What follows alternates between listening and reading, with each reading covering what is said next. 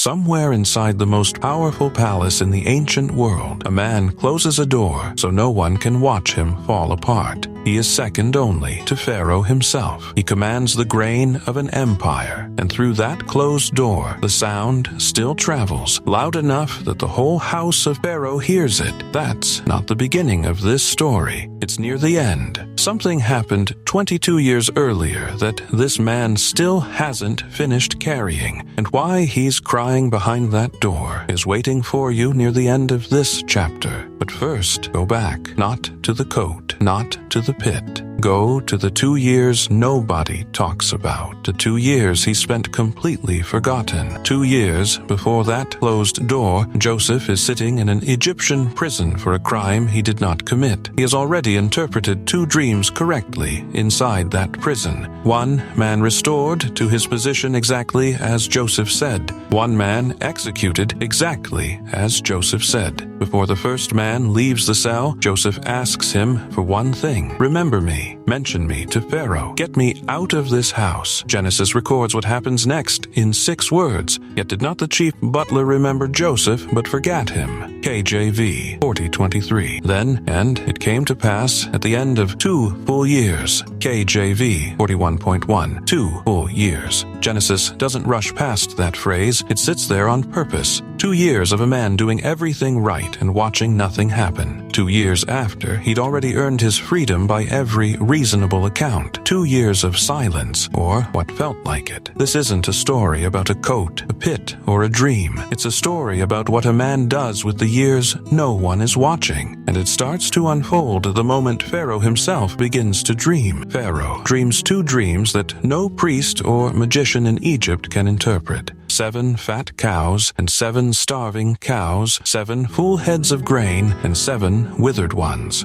Joseph is pulled from prison, shaved, dressed, and brought before the throne the same day. He tells Pharaoh what no one else could. 7 years of plenty, then 7 years of famine so severe the plenty will be forgotten. Within the hour, Pharaoh puts his own signet ring on Joseph's hand, dresses him in fine linen, hangs a gold chain around his neck, and makes him ruler over all of Egypt. He is 30 years old. 2 sons are born to him in these years. He names the first Manasseh. For God, said he, hath made me forget all my toil and all my father's house. KJV 41:51.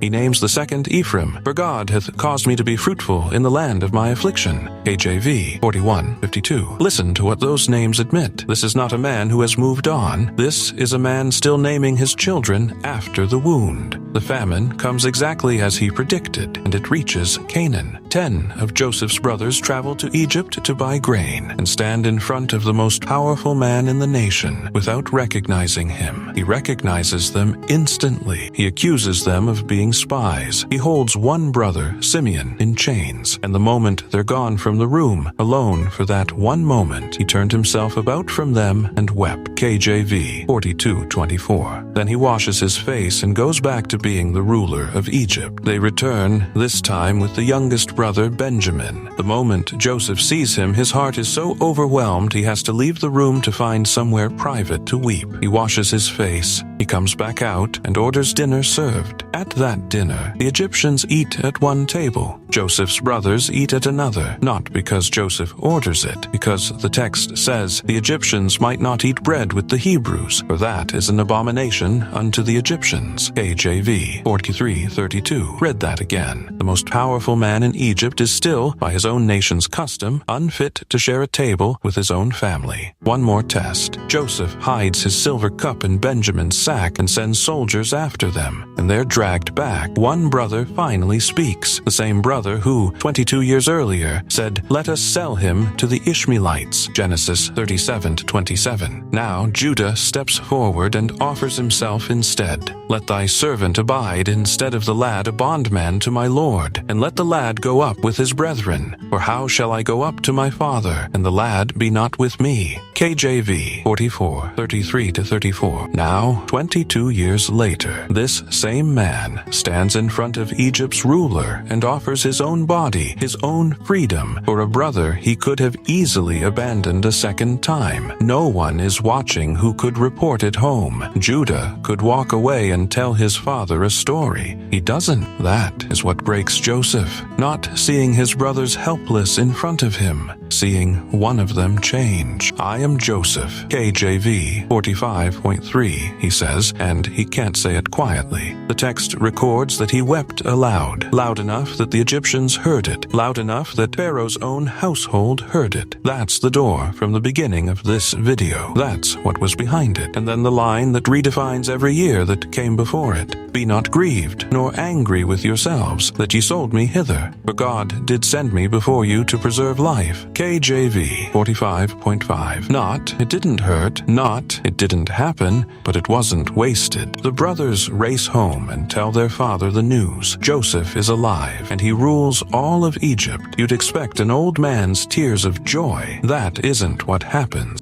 And Jacob's heart fainted, for he believed them not. KJV 45:26. He doesn't celebrate. He can't. 22 years of grief don't undo themselves at the sound of good news. Not right away. It takes seeing the wagons Joseph sent, actual proof, before something in him comes back to life. It is enough. Joseph, my son, is yet alive. I will go and see him before I die. KJV 45:28. Not relief enough. Here's what this story actually hands you. Not the coat, not the pit. The years in between, the ones where nothing seemed to be happening, where you'd already done everything right, and it still didn't change anything. Joseph didn't skip those years. He carried them into the throne room. He was still naming children after them at 30. So the question isn't whether you'll get your own reveal, the reunion, the reason it all made sense. The question is what you're doing with the 2 years right now, the ones nobody's watching. Leave that in the comments, not the Sunday school answer. What are your 2 full years, and what have you been carrying through them? Every week, one story, exactly as written. 66 books. We're still on the opening line. The Most High dwelleth not in temples made with hands. Acts 7:48. For whosoever shall call upon the name of the Lord shall be saved. Romans 10:13. We are the called. Stay awake. Stay with us.